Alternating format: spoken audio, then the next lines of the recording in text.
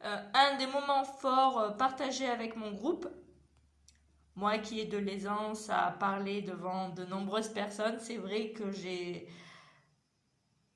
peu, très peu de mal à m'exprimer devant un large public. Donc voilà, cela consistait à présenter deux associations, les Petits Frères des Pauvres ainsi que celle des Deux Rives, deux associations romanaises établies à Romans mais un peu dispatchées aussi pour les Petits Frères des Pauvres dans toute la France.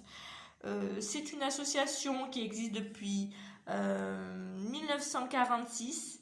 Les Petits Frères des Pauvres luttent contre l'isolement et la solitude des personnes âgées, prioritairement les plus démunies.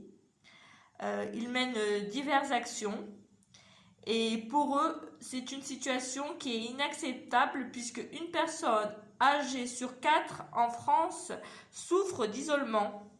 Donc voilà les chiffres, plus de 36 000 personnes accompagnées et dont 14 000 accompagnées régulièrement par 12 000 bénévoles engagés, plus de 600 salariés mobilisés, 300 équipes d'action, 30 maisons et 500 appartements individuels. Voilà.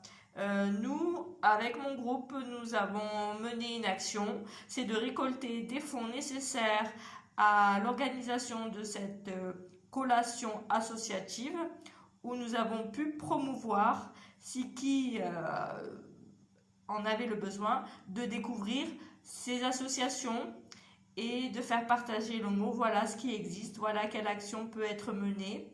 Donc les Petits Frères des Pauvres et celle des Deux Rives est une association qui échange des services où il y a des bourses aux livres, des repas, des collations entre eux qui a lieu au parc des Ors, vers la maison là-bas, vers le parc des Ors.